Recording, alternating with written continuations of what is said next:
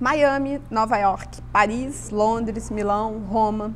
Você gostaria com certeza de viajar para todas essas cidades, não é?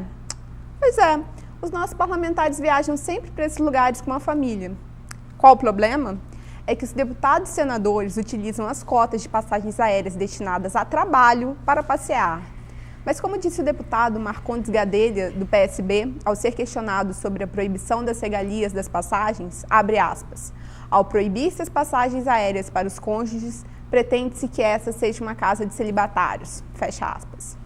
Bom, assim como o deputado Marcondes não quer viver em celibato, nós não queremos ver 4 milhões jogados fora em viagens aéreas inúteis. Para nos ajudar a entender essa farra das passagens aéreas, aqui no estúdio hoje com a gente, o secretário de comunicação da ONG Transparência Capixaba, Rafael Simões. Oi, Rafael, tudo bem? Tudo ótimo, boa tarde.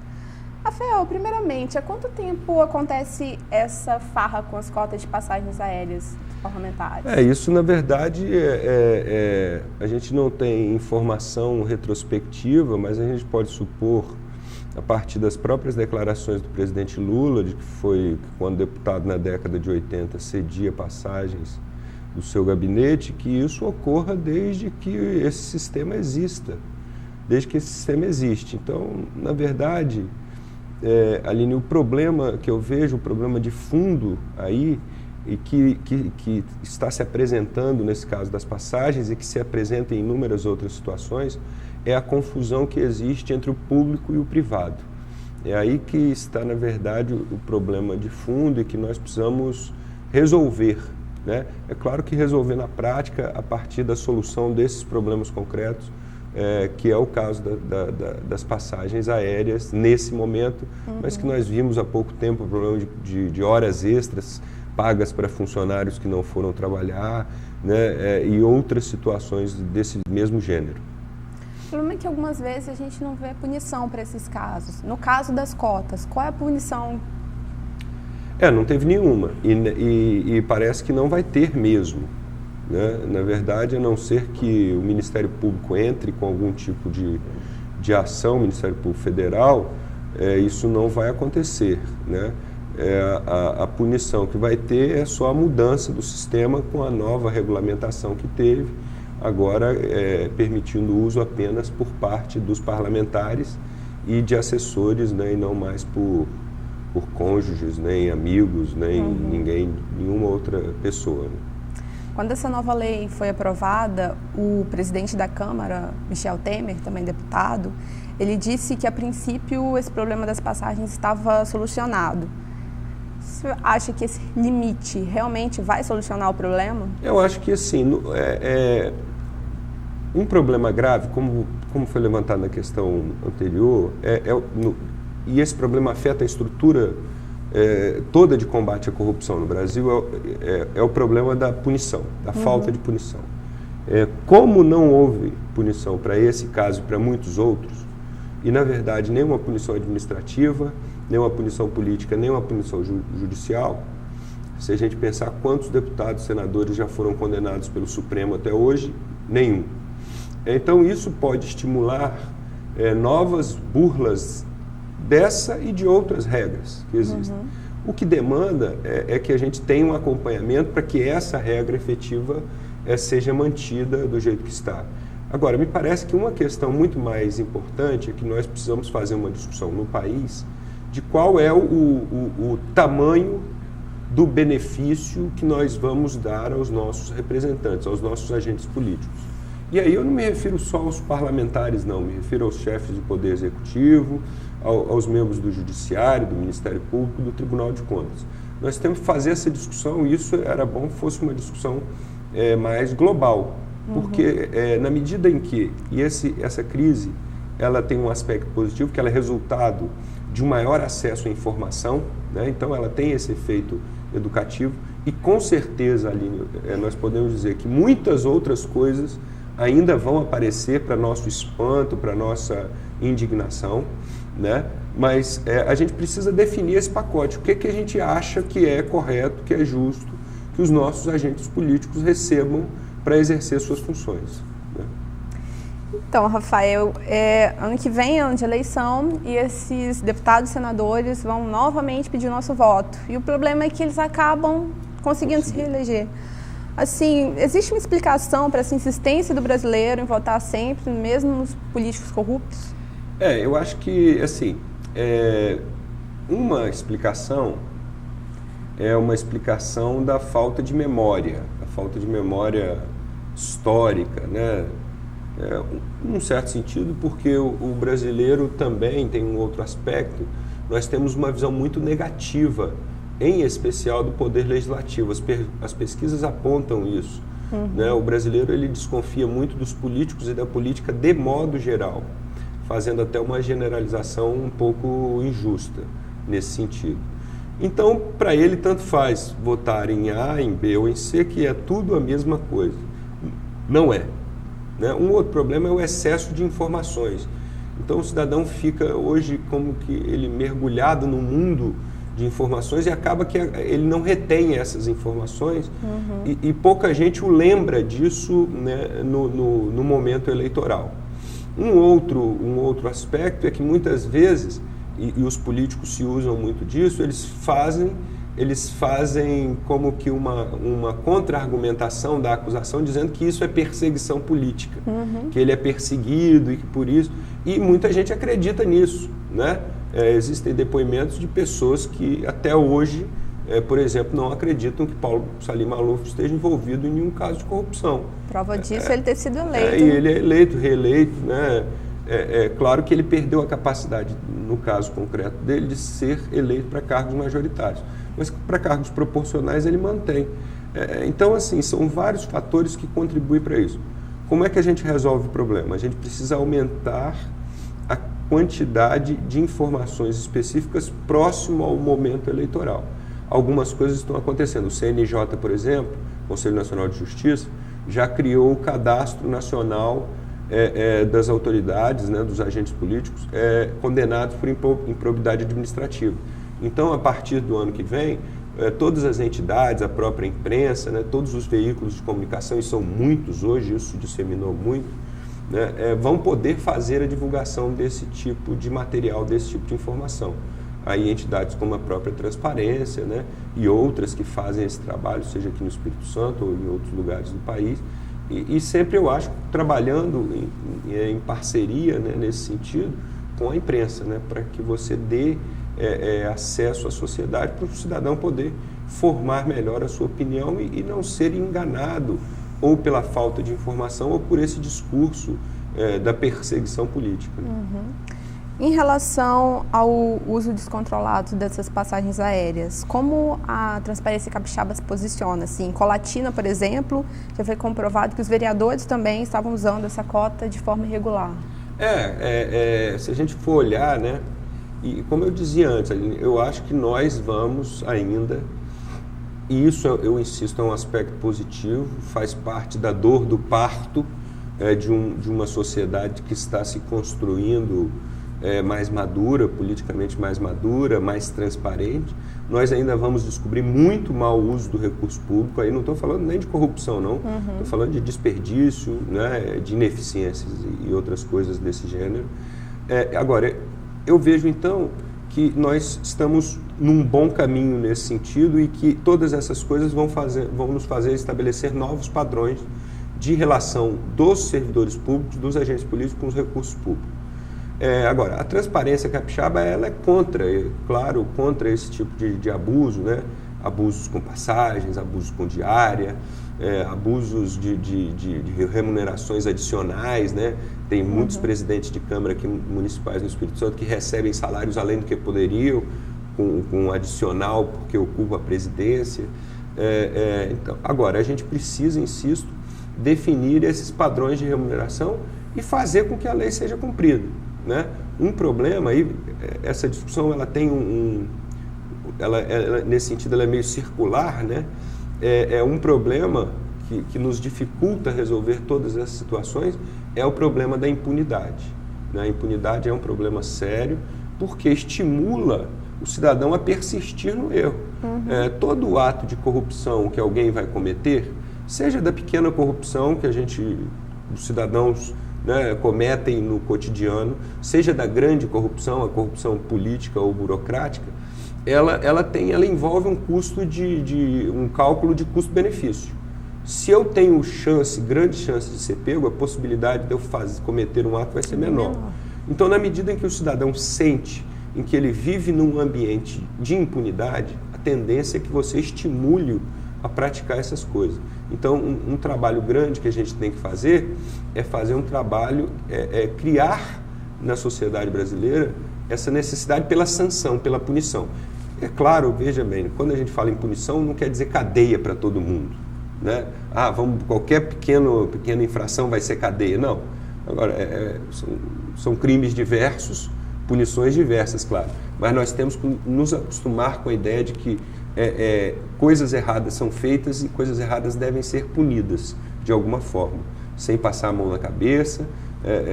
E isso é uma coisa fundamental nesse processo, para que coisas como essa, seja da Câmara, do Senado, da Câmara de Colatina e de outros casos que se reproduzem às dezenas, centenas, talvez milhares por aí, não continuem acontecendo assim, dessa forma.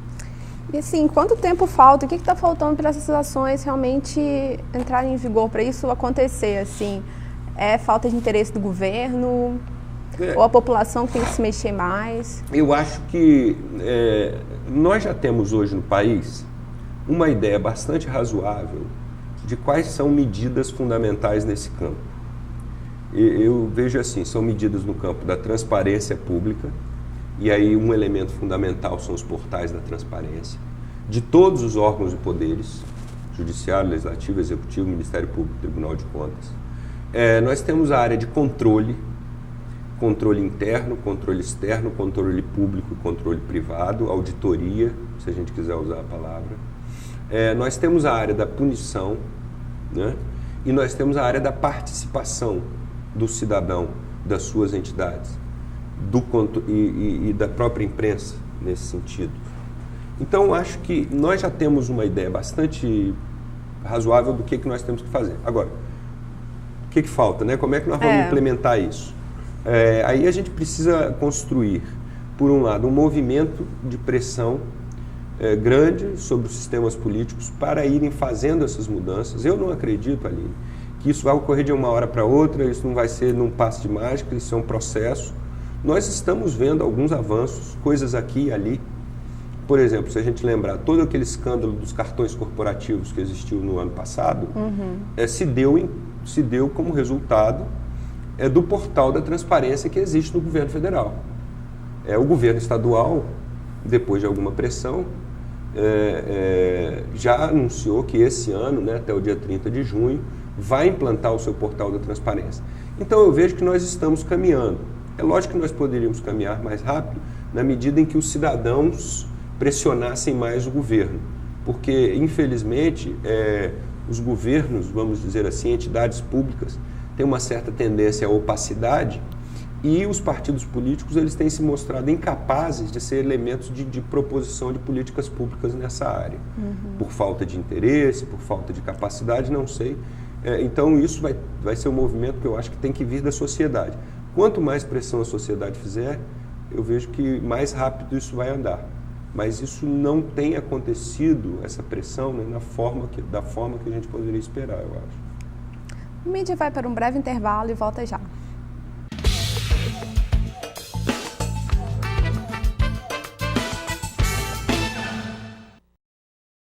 Você vive num quarto escuro e fechado e diz estar aberto para o mundo. Você diz que ninguém fala a verdade, no entanto, mente o tempo todo para você mesmo. Fala que ninguém o deixa viver em paz, contudo, vive cheio de agressividade. Quer toda a liberdade do mundo, porém, vive com medo de ser preso. Você grita que é forte e que sabe o que faz, mas receia a própria sombra. Você vive dizendo que quer ter amigos, no entanto, não percebe que é o seu maior inimigo. Você caminha a passos largos para a morte e diz que isso é vida. Dependência química se combate com razão, amor e verdade.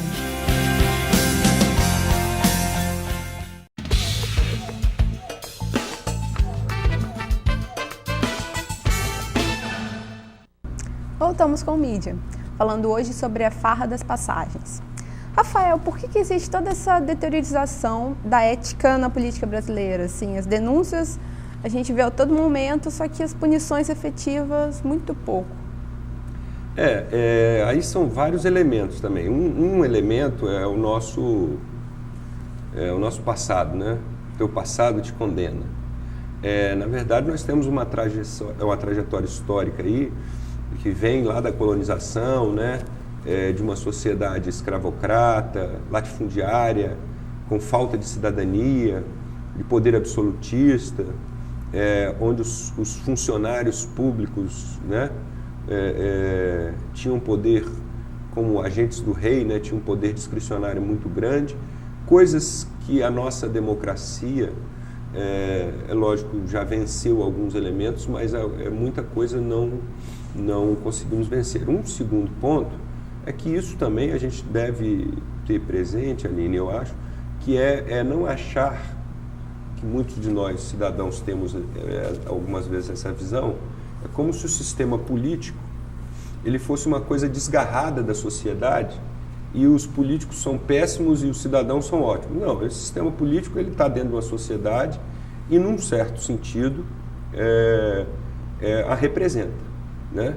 Infelizmente, não tem nenhum agente político no poder legislativo nem no executivo dos mandatários que não foi eleito pelo povo. Agora, antes que alguém pense que eu estou aqui desculpando, então é por isso, né? A sociedade é ruim, a política é ruim. Evidentemente, todos esses membros de poderes e órgãos, quando eles assumem os cargos que assumem, eles assumem responsabilidades especiais de vontade própria. Ninguém é obrigado a se candidatar a deputado, vereador, presidente, governador, prefeito, nem prestar concurso público de juiz, de promotor.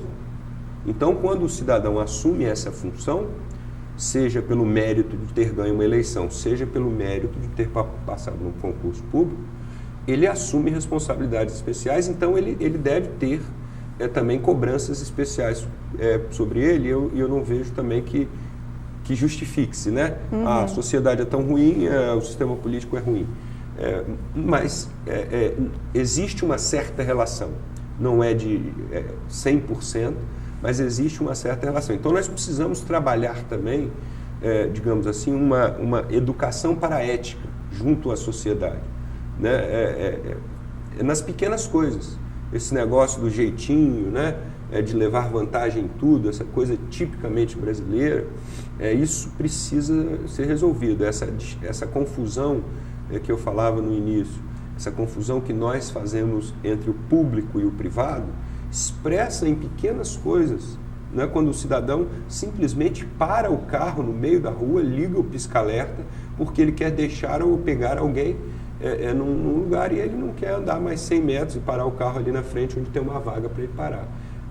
Isso vai desde pequenas coisas como essa, até uma grande coisa como você roubar milhões de reais, como teve aquele caso do juiz do TRT de São Paulo, o Nicolau lá. Uhum. Então, são várias coisas que a gente tem que trabalhar aí e que nos dificultam, né? Agora, insisto, tem que ter um trabalho grande de educação na família, na escola, na sociedade, tem que ter um trabalho grande de comunicação, né? Você tem que fazer esse trabalho de formiguinha, de falar com as pessoas na sala de aula, né? E aí os professores todos têm uma responsabilidade muito grande, mas nós temos que fazer grandes campanhas de conscientização pelos meios de comunicação de massa que nós temos no país hoje, para a gente ver se consegue, digamos assim, andar mais rápido nesse processo de recuperação do país. E a Transparência Capixaba desenvolve ações nesse sentido? A Transparência Capixaba desenvolve todo ano no segundo semestre, desde 2002, nós fundamos a Transparência em 2001, a gente faz uma campanha de publicidade nos anos pares, que são os anos eleitorais, voltada para a questão eleitoral, nos anos ímpares, que são os anos não eleitorais, voltada para as questões do cotidiano. Então nós temos uma agência de publicidade que produz voluntariamente os anúncios para a gente e a gente oferece para os veículos de comunicação esses anúncios para veiculação. Anúncios de jornal, de rádio, de internet. Esse ano nós já começamos a discutir a campanha desse ano vamos ver se a gente consegue fazer também anúncios para televisão. Né? E esse problema ético, ele existe em outros países também ou no Brasil a situação é mais grave? Não, a nossa situação é ruim.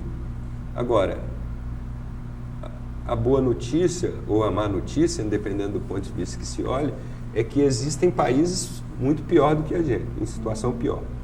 É boa notícia para a gente, né? Mas do ponto de vista ético, claro, isso não é bom. Mas você tem países onde a situação é muito pior do que a do Brasil. Por exemplo, me lembro aqui agora de situações de Bangladesh, Nigéria, né? Que são países que denúncias as mais variadas aparecem cotidianamente. Então, o nosso problema é grave. É grave. Se a gente pegar, por exemplo, um índice que pode servir de algum parâmetro para a gente, que é o índice de percepção da corrupção da Transparência Internacional, a gente vê que o Brasil, ao longo dos últimos 13 anos em que o índice foi divulgado, desde 95, o índice sai também sempre no segundo semestre de cada ano, o Brasil sempre oscilou em torno de 4, numa nota que vai de 0 a 10, onde 0 é a pior situação e 10 é a melhor situação, o Brasil tem ficado em torno dessa nota 4, nos últimos anos sempre um pouco abaixo de 4. Ano passado em 3,6, se eu não me engano. Então, é uma situação ruim, né? Muito ruim, nós podemos melhorar muito. Agora, demanda esse conjunto de ações de transparência, controle, punição, educação, e ter a visão de que é uma coisa de processo. Agora, nós temos vizinhos, por exemplo, o Uruguai, por exemplo, o Chile, em que estão em situação, nesse índice, muito melhor do que o Brasil, com notas 7 ou próximo a 7. Né? Então, você vê que e países outros, né, da mesma situação ou situação similar socioeconômica, têm notas melhores. Não há necessariamente uma vinculação entre pobreza e corrupção. Né? Não há uma vinculação estrita. Há uma tendência maior, e existem alguns estudos que mostram uma vinculação entre concentração de renda, né, e índices de corrupção. Mas existem pontos fora da curva. Por exemplo, um ponto fora da curva ruim é o caso italiano, né? O caso chileno é um ponto fora da curva positivo. Rafael, todo mundo fica indignado quando esses escândalos são descobertos e jogados na mídia, assim, mas o que a população brasileira pode fazer para tentar conter essa roubalheira? Um amigo meu, eu acho que ele criou essa expressão, né? Derivada daquela expressão que nós conhecemos, engenheiro de obra pronta, aquele que fica criticando, né? Que ele criou a expressão ético de obra pronta, que é esse negócio, ou teve um artigo de um jornalista na Folha de São Paulo, esqueci o nome agora, mas é da ética do dedo em riste. Quando aparece a notícia na televisão, ou a gente lê no jornal, ou qualquer outro meio, a gente fica indignado, protesta, xinga, né? Quem nunca xingou um político, né? Mas dali a pouco vem a notícia seguinte, a gente esquece disso e vamos pensar na novela, são tantas, né? Vamos pensar no futebol, né? Aí amanhã vem uma notícia outra, diferente, de outro caso, e a gente, num certo sentido, vai ficando meio que anestesiado, achando que isso não tem jeito, que isso é assim mesmo, que o brasileiro é assim, sempre foi assim e sempre será assim. Eu não acredito nesse negócio de destino, né? Não acredito que nós somos condenados a ser um país com baixo padrão ético, né, e com alto grau de corrupção. Nós podemos mudar, demanda um esforço da sociedade, demanda a gente abrir mão, né, desses jeitinhos no nosso cotidiano, demanda a gente cobrar dos políticos novas posturas, demanda controle, demanda punição, e demanda também, isso é fundamental, a gente ter ideia de que é processo que não vai se resolver de uma hora para outra. A coisa mais enganosa que tem no ambiente de combate à corrupção, na luta contra a corrupção, é alguém prometer acabar com a corrupção de uma hora para outra. Isso não vai acontecer. Seria muito bonito, mas não tem Messias, Salvador nessa área. Né? O que tem é trabalho, educação, uma coisa de médio a longo prazo.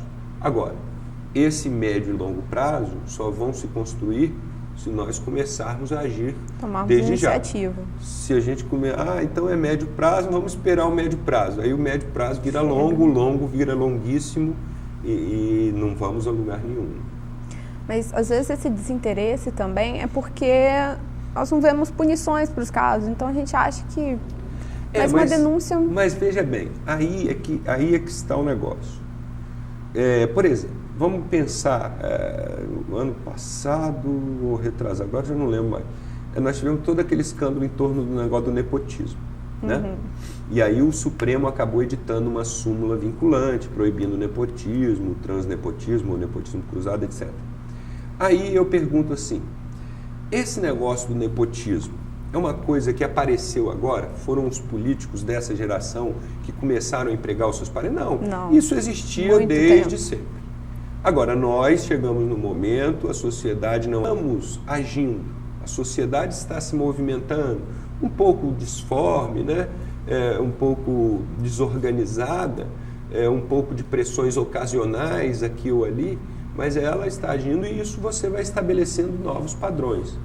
Agora, ela tem que ter a percepção de que se ela não agir, e às vezes, Aline, agir não é necessariamente, às vezes a gente fica naquela expectativa, né, o pessoal da minha geração, ou das gerações até anteriores, né, que participamos lá de movimentos como Diretas Já, tal, a gente quer ver as pessoas na rua.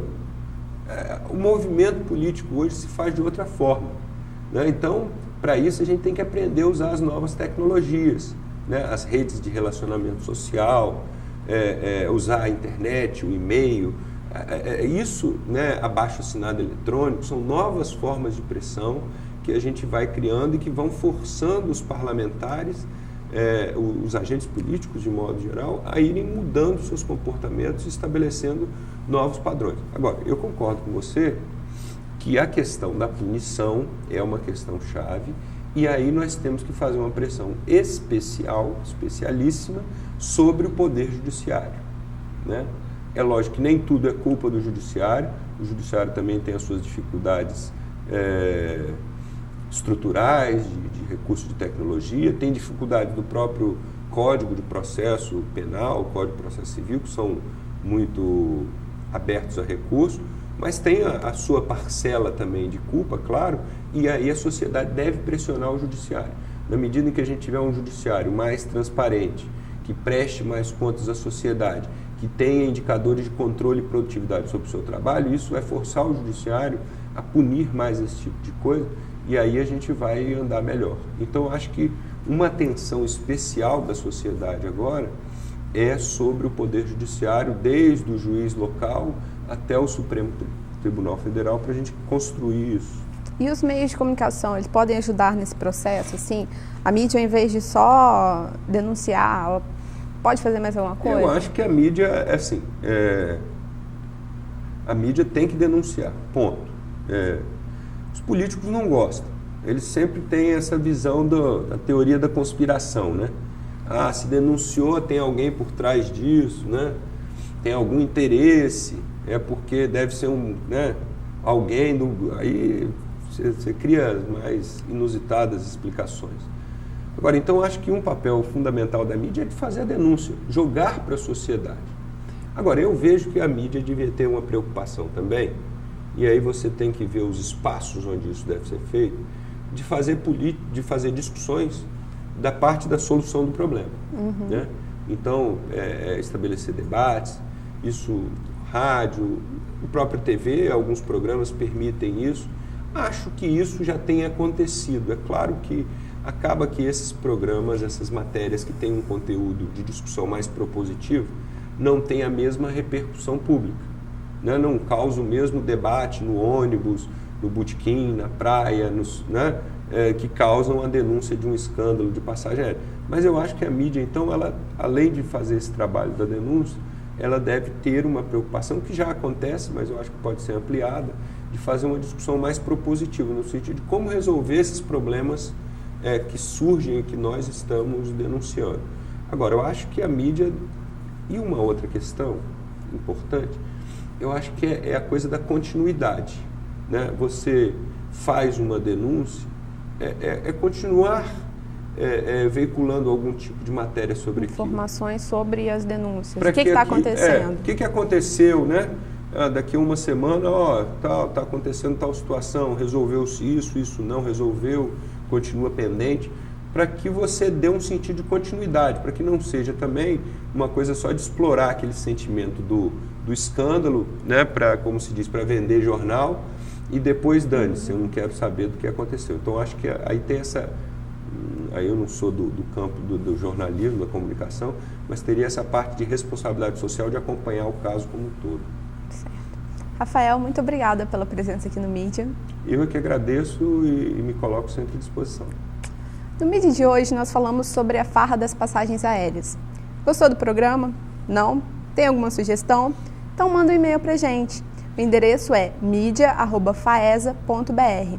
Lembrando que você pode conferir a programação do canal universitário pelo site www.cnuvitoria.com.br. Até a próxima semana!